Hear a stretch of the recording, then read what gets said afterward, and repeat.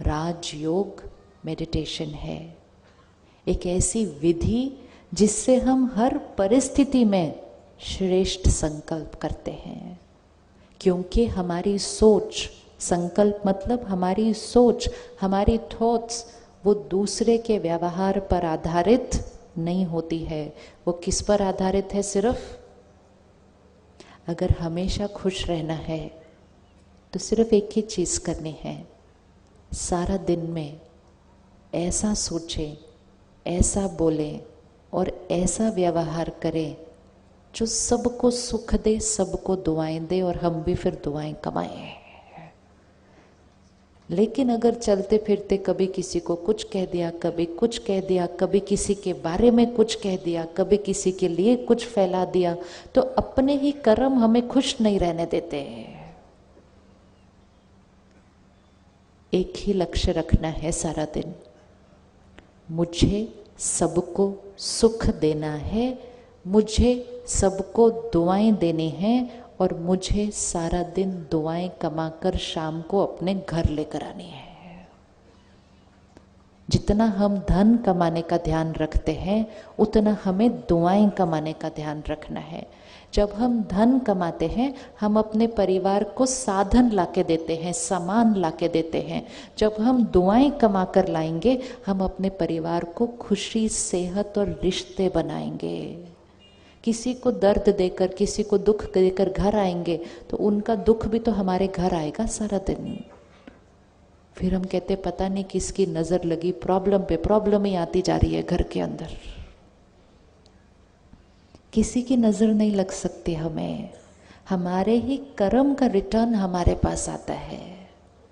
भाग्य बदलना है, प्रॉब्लम्स को खत्म करना है, विघ्न जो आए हैं उनको खत्म करना है, तो अपने कर्मों को ऊंचा उठा लो। आसपास के लोग अलग अलग तरह व्यवहार करेंगे, कर्म भी करेंगे। युग ही कौन सा चल रहा है, इसको कलयुग कहते हैं दुनिया वाले। रोज सुबह अखबार पढ़ो, ऐसी चीज देखने को मिलती है तो मन कहता है ये तो घोर कलयुग है। बोलते हैं ना घोर कलयुग है, तो घोर कलयुग है। वो घोर कलयुग उनके लिए है जो कलयुगी संस्कारों से जीवन जी रहे हैं। लेकिन उसी कलयुग के अंदर रहते हुए अगर हमने अपने संस्कार ऊपर उठा लिए तो उसी युग में रहते हुए हमारे लिए सतयुग चल रहा होगा। ये हमारी चॉइस है। कलयुग और सतयुग कोई सृष्टि पर थोड़ी है, कलयुग और सतयुग तो यहाँ है। अगर मैंने नफरत की, ईर्ष्या की, गुस्सा किया तो मेरा जीवन कलयुग में है। अगर मैंने क्षमा किया, दुआएं दी दूसरे को, उसने गलत किया, मैंने प्यार से बात की, उसने फिर गलत किया, मैंने प्यार से बात की, वो कलयुग में रहेंगे, हम सतयुग में रहेंगे, सामने सामने रहेंगे, लेकिन युग ही अलग अलग होंगे हमारे। तो ये तो हमें चूज करना है कि हमें कौन से युग में रहना है। जो देने वाली आत्मा होती है, देने वाले को क्या कहते हैं? देने वाले को क्या कहते हैं? देने वाले को कहते हैं देवी देवता, देने वाला। हम सब जिनकी भी पूजा करते हैं वो देने वाली आत्माएं थी। प्रकृति में भी जिस चीज की पूजा करते हैं वो देने वाले की पूजा करते हैं। प्रकृति में हम किस किस की पूजा करते हैं? किसकी पूजा करते हैं हम प्रकृति में? सूर्य की पूजा करते हैं, जल की पूजा करते हैं, अग्नि की पूजा करते हैं, और किसकी पूजा करते हैं? गाय की पूजा करते हैं, तुलसी की पूजा कर। ये सब चीजों किसकी पूजा कर रहे हैं? जो देता है। लेने वाले की पूजा नहीं होती, देने वाले की पूजा होती है। विच मीन्स देने वाला अपने ही संस्कारों से और कर्मों से इतना ऊंचा उठ जाता है कि सामने वाला उसको नमन करेगा, क्योंकि वो देने वाली आत्मा है। सतयुग मतलब देने वाला युग, और कलयुग मतलब, अब कलयुग मतलब लेने वाला भी नहीं है, कलयुग मतलब छीनने वाला युग हो गया है। स्वास्तिक ड्रॉ करते हैं, मन में एक बार स्वास्तिक ड्रॉ करो। अभी रोज ड्रॉ करते हैं ना शुभ का चिन्ह, स्वास्तिक कैसे ड्रॉ करते हैं? एक लाइन ऐसा, ऐसा गया नीचे, इधर लाइन, इधर लाइन, 4 भाग बन गए तो स्वास्तिक है। स्वास्तिक मतलब स्व का अस्तित्व, ये हमारा चिन्ह है। इसमें 4 भाग है। अब 4 भाग को चेक करना। पहला वाला जो भाग है उसमें हाथ ऐसे है, ऊपर करो एक बार हाथ ऐसा। ये हाथ, ये पहला वाला भाग है। ऐसे वाले हाथ को क्या कहेंगे? ऐसा हाथ मतलब आशीर्वाद ना, हाथ ऐसा वाला। दूसरे भाग में हाथ नीचे आ जाता है, मतलब आशीर्वाद देना बंद हो गया। तीसरे वाले भाग में हाथ ऐसे आ जाता है, ऐसे मतलब हाथ करो साथ में तो समझ में आएगा स्वास्थ्य अच्छे से। तीसरा वाला भाग कौन सा हो गया? लेने वाला। और चौथे वाले भाग में हाथ कैसे हो जाता है? ये कौन सा होता है? ये स्वास्तिक है। तो पहला वाला भाग सतयुग, दूसरा वाला भाग त्रेता युग, तीसरा वाला भाग द्वापर युग, चौथा वाला भाग कलयुग। और कलयुग के बाद कौन सा भाग आएगा? कलयुग के बाद कौन सा भाग आ रहा है? कलयुग के बाद वापस ये वाला भाग। साइकिल है, ये साइकिल है। सतयुग, त्रेता युग, द्वापर युग, कलयुग, उसके बाद फिर से सतयुग। तो ये अब कलयुग से सतयुग कौन लेकर आएगा? कलयुग से सतयुग कौन लेकर आएगा? कौन लेकर आएगा? हाथ उठाना, कौन रेडी है लाने के लिए? बहुत इजी है। तो कौन लेकर आएगा? हम लेकर आएंगे ना। कैसे लेकर आएंगे? जैसे संस्कार वैसा संसार। संस्कार से संसार बनता है। जब हमने ये नफरत, गुस्सा ऐसे वाले संस्कार यूज किए तो कलयुग। जैसे हम प्यार, सम्मान, क्षमा, दुआ, ऊंचे श्रेष्ठ कर्म ऐसे संस्कार लाएंगे तो सतयुग। तो हमारा सतयुग कब से शुरू होगा? हमारा सतयुग कब से शुरू होगा? कब से शुरू होगा? कब से शुरू होगा? अभी से। बाहर जब जाएंगे यहां से जब बाहर जाएंगे तो ये याद रखना कि सामने वाला कलयुग में रह रहा है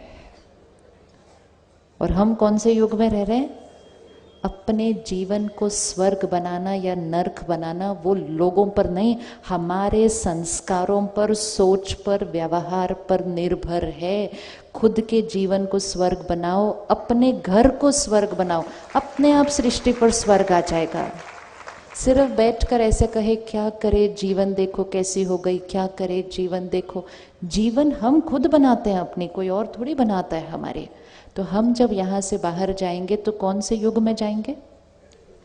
कौन से युग में जाएंगे? सतयुग में जाएंगे। इसीलिए वो लाइन थी, मुझे किसी से कुछ नहीं चाहिए। क्योंकि हम इस युग में नहीं, इस युग में नहीं, इस युग में नहीं, हम कौन से युग में? हम इस युग में हैं। अब जब भी शुभ ड्रॉ करेंगे ना चिन्ह, तो ड्रॉ करते हुए समझ से ड्रॉ करना है। ये सतयुग है, ये त्रेता है, द्वापर है, कलयुग है, अब सतयुग है। सतयुग मतलब आत्मा बैटरी फुल। कलयुग मतलब आत्मा बैटरी कम। सत्यनारायण की कथा करते हैं, सत्यनारायण की कथा करते हैं तो सत्यनारायण की कथा में क्या सुनते हैं और कहते हैं? नर ऐसी करनी करे जो नर से नारायण बने, नारी से लक्ष्मी बने। ये हम कथा सुनते हैं, अभी हम इसे कथा को जीवन में जीना है। नर और नारी मतलब कौन? हम सब कलयुग में नर और नारी।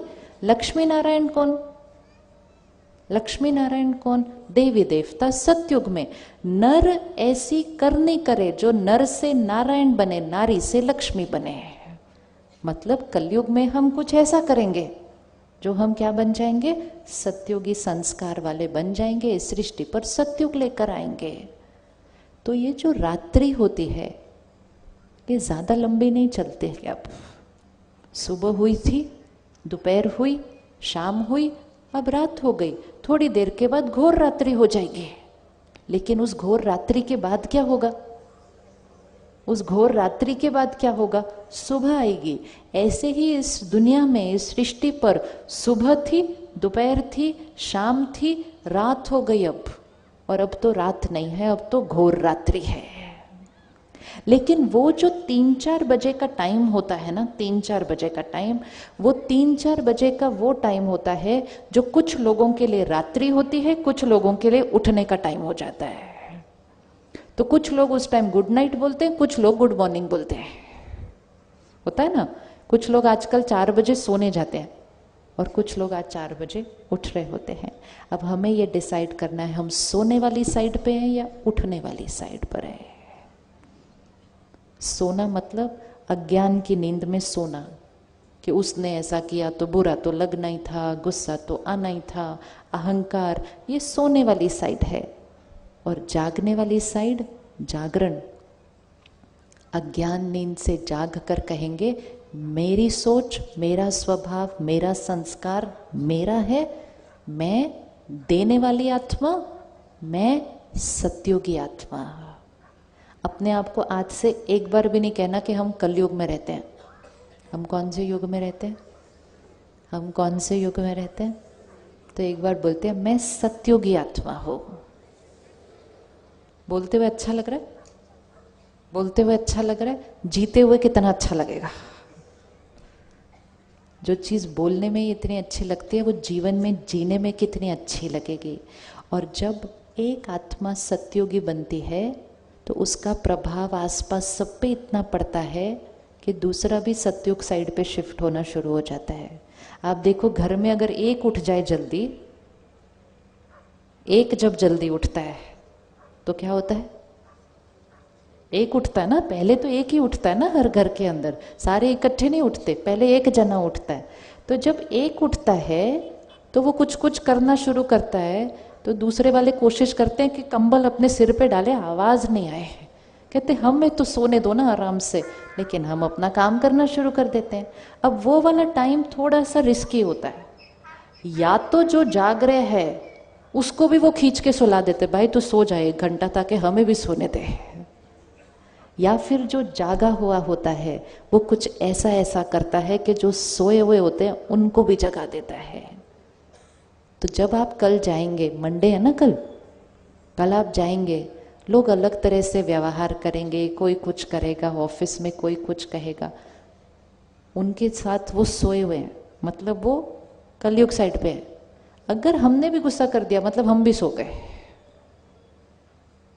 लेकिन अगर हम जागे हुए रहे, जागरण हम कहते हैं ना, जागरण, जागरण मतलब जागे हुए, तो जागे हुए वाला शांत रहेगा, उसी बात को सम्मान से बोलेगा तो सामने वाला भी शांत हो जाएगा, मतलब हमने उसको भी जगा दिया। या तो हम उसको जगाते हैं या तो हम अशांत हो जाते हैं तो वो हमें सुला देता है। तो अब हम सोने वाले नहीं, हम जागने वाले सत्योगी आत्मा है, देने वाली आत्मा है।